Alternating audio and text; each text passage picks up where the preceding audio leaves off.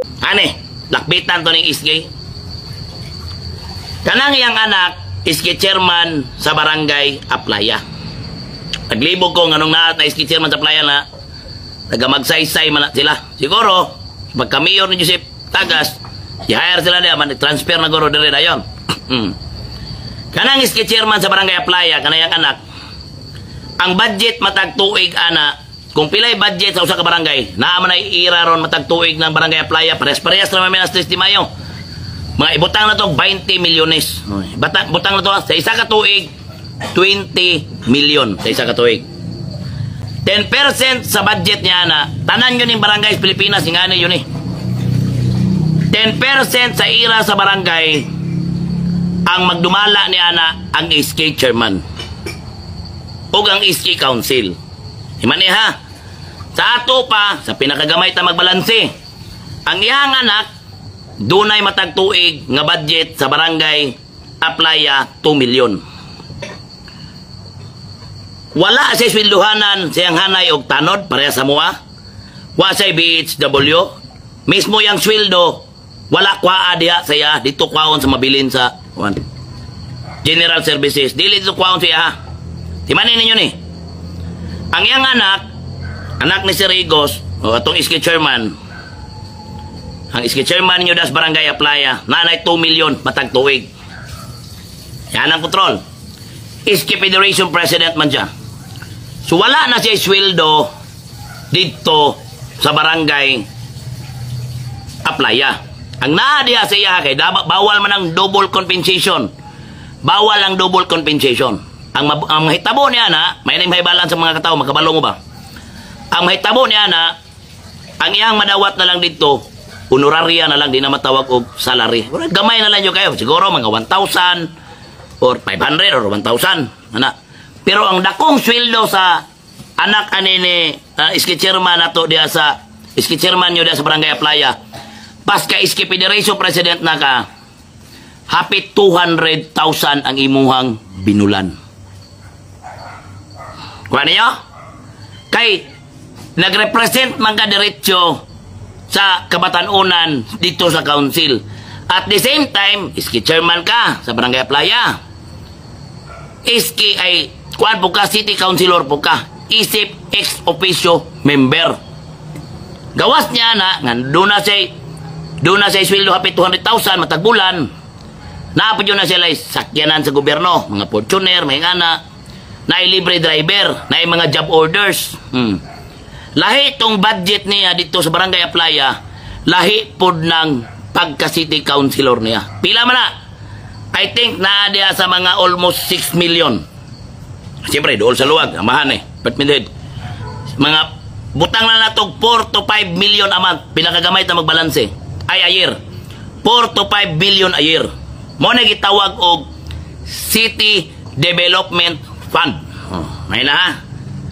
Matingala na sila nganong kabalo ko. Isultihan ta mo na City Development Fund. Matagaan lang ka na kung dikit ka sa mayor. Dikit man sa mayor. Ang amahan, suod sa ama, may ganang gi-hire de Restigos, bisik taga magsaysay. Mo na tinood. Ha? Kap tanan barangay na ingana. Yes, ingana yun na, ma'am. Kung pilay ira sa isa ka barangay, 10% niya na magdumala iski chairman o iski council. Ha? Para makabalo mo, tudluan nyo mo mga katauhan. Gusto na ko ba? Masayod jud mo ba? Ang mga makasayod, masayod na jud mo. Ha?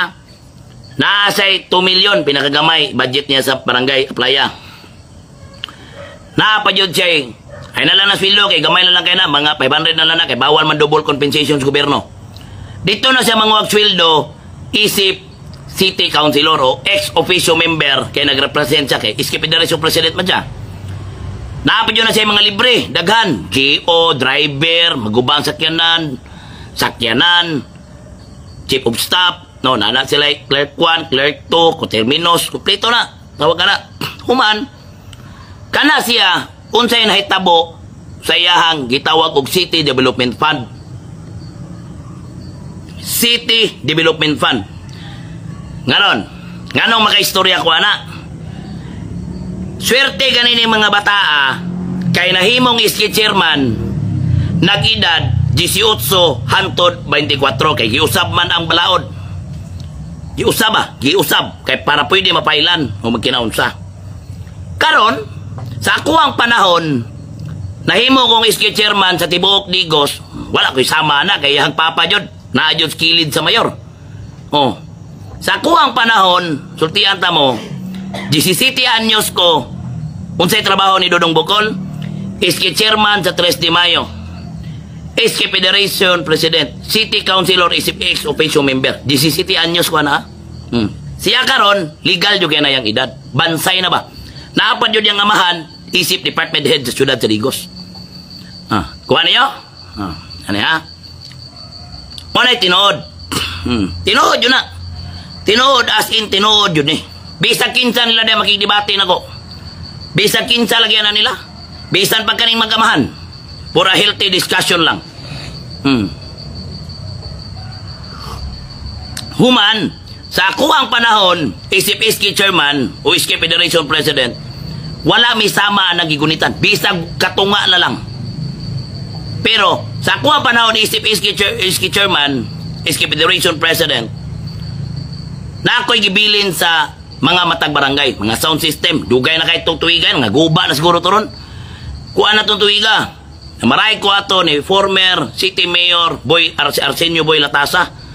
Mga sound system para magamit doon ay activity ang mga barangay. Wapo to.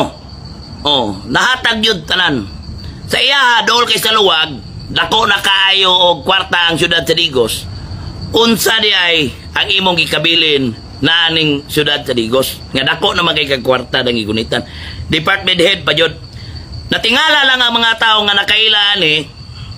Ang imong anak, musulod ng eskwelahan, naka-sports car na.